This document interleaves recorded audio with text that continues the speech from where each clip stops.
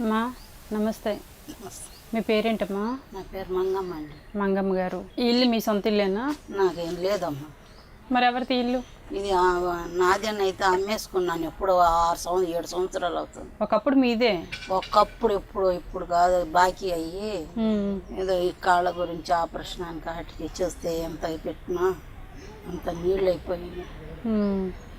లేకపోయాను, అమ్మేసుకొని ఏం పావులా తినలేదు. అదేలే, అన్నీ హాస్పిటల్ పాలైనాయా? హాస్పిటల్ పాలు ఏం తినలేదు మేడం గారు. నేను మాత్రం నడిచి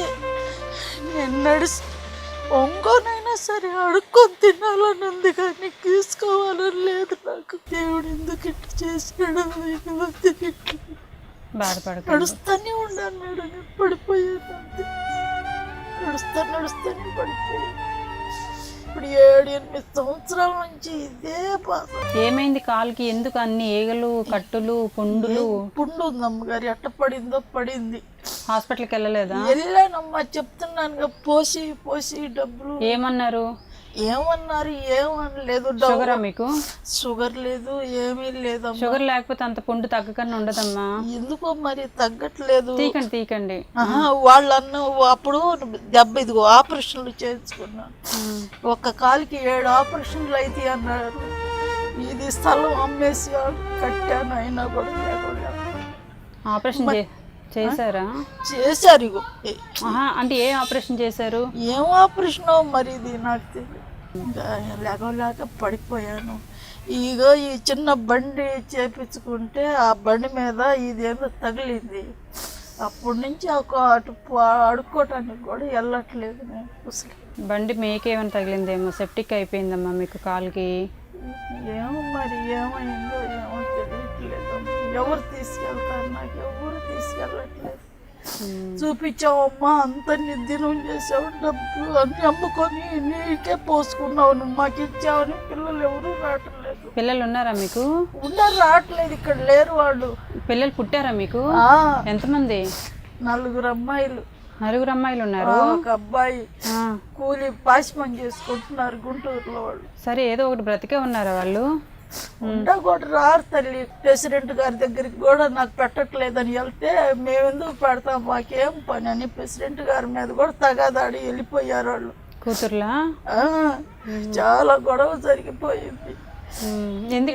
ఎందుకలా తయారయ్యారు కూతుర్లు మీ పట్ల? చిన్నప్పుడు మీరు బాగానే చూసారా వాళ్ళని?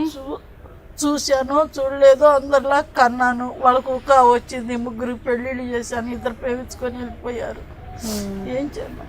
కొడుకు పెళ్లి చేశాను, ఉండే దాంట్లోనే. అప్పుడు మరి ఎక్కడున్నాడు కొడుకు? ఎక్కడున్నాడు? వేరే పూల్లో ఉన్నాడు. ఆయన రావడం గారు, ఆయన మాకుండా ఒకటే, లేకపోయినా ఒకటే మాకు. మేము బతికినా చచ్చినా మేమిద్దరం తప్ప మాకు ఎవరు లేరు. ఇంకొక అమ్మాయి ఏది పని? బడికి వెళ్ళింది అమ్మగారు. ఎంత వయసు? ఈ వయసు నాకు అంత తెలియదులే, కానీ 10 చదువుతుంది. 10 చదువుతుందా? 15 సంవత్సరాలు, 14-15 సంవత్సరాలు ఉంటాయి. ఆ పిల్ల రావాలి, ఉండి పెట్టాలి, తినాలి. ఎంతకంటే నేను. ఆ పిల్ల మీ పిల్లేనా? మీ సొంత కూతురేనా? మా కులం పిల్లే. మీరు కన్నారా అమ్మాయిని? ఏ అమ్మాయిని? ఇప్పుడు స్కూల్కి లేదు, కొడుకు బిడ్డ. కొడుకు పిల్లలు లేకపోతే తెచ్చుకున్నాడు మా వాళ్ళు ఆమె దగ్గర నుంచి. నాకు ఎట్టయినా పుట్టరమ్మా అది ఇదని. సరే, ఇంక ఏమైందో ఏమో మరి, వాళ్ళు ఏం చేసుకుంటున్నారో మాకు తెలియదు. ఆ పిల్లలకి వదిలేసి వెళ్ళిపోతే వీళ్ళు అందరూ అన్నారు, పెంచుకోవే, నీకే ముద్ద పెట్టుద్ది అది అని అంటే, ఇంకప్పటి నుంచి ఇంత పిల్లల నుంచి నేను పెంచుతున్నాను అమ్మగారు. సొంత పిల్ల కాకపోయినా ఆ పిల్ల మాత్రం మీకు తోడుంది. నేను ఎక్కడికి పోతాను. ఎంత ఇల్లు రెంట్ ఎంత అడుగుతున్నారు? వాళ్ళ 1500 అడుగుతున్నారు. 1500? ఎంత రూమ్ కినా? ఈ రూమ్ కోసమే. మీకు పెన్షన్ అది వస్తుందా? పెన్షన్ వస్తుంది అమ్మగారు, 2500 వస్తుంది. 2500తో మీరిద్దరు కలిపి తింటున్నారు, భోజనం అదంతా. మీరు ఆరోగ్యంగా ఉండేటప్పుడు అడుక్కొని తెచ్చేవాళ్ళ? అడుక్కునేదాన్ని అమ్మగారు. ఆరోగ్యం బాగుండేటప్పుడు ఎందుకమ్మా అడుక్కున్నారు? ఇది దెబ్బ తగిలింది. దెబ్బ తగిలినప్పుడు అప్పటి నుంచి కొన్ని రోజులు అడుక్కుంటే ఇంకెందుకో ఇంకా బాబుద్ది కావట్లేదు. ఆ బండి చక్రం పోయింది, దానికి మళ్ళీ బాగా చెప్పాలంటే ఆయన 2000 అడిగాడు. ఇంకా అవన్నీ ఎందుకని ఆడపడేసి ఇంకా ఉండే దాంట్లోనే ఏదో సరిపెట్టుకుంటున్నాం. ఆ పిల్ల బడిలో తింటుంది ఒక పూట, ఒక పూటే కదా అని నేను ఒక ఇద్దరు మేము ఉండేసి వెళ్ళిపోయేది. ఇంకా నీ పరిస్థితి అంటే పిల్లలు ఉన్నారు కానీ నీ పరిస్థితి ఏంటంటే ఉండి కూడా లేకున్నా పిల్లలు అంత సంతానం కన్నీ కూడా నీకు సుఖం లేదు నీ ప్రాణానికి. అస్సలు అమ్మగారు ప్రాణం పోతేనే మంచిది. ఈ నరకానికంటే అదే హాయి గాలిలో దూలో వెళ్ళి బతకొచ్చు. ఎవరు చూస్తారు? ఆ పిల్ల బడికి వెళ్తుంది, ఓపికంటే వెళ్ళి నీళ్ళు పోసుకుంటా, ఓపిక లేకపోతే కూర్చుంటా.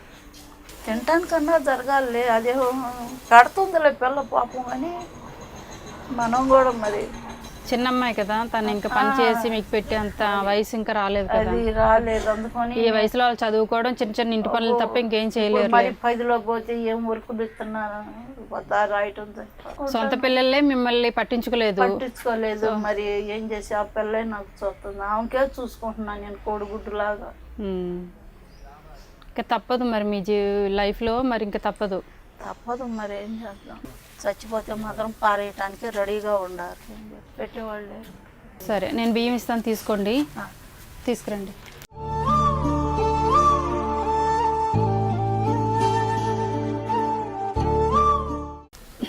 అమ్మా చీర, అమ్మా లంగా జాకెట్టు,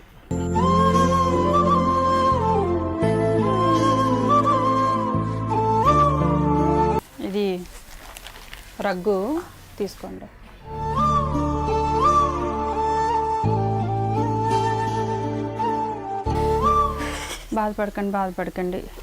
బాధపడకండి ఇంకా అది మనం బాధపడకండి అని అనలేములే. ఒంటినంటే అంత బాధ ఉంచుకొని బాధపడకండి అని అనలేను కానీ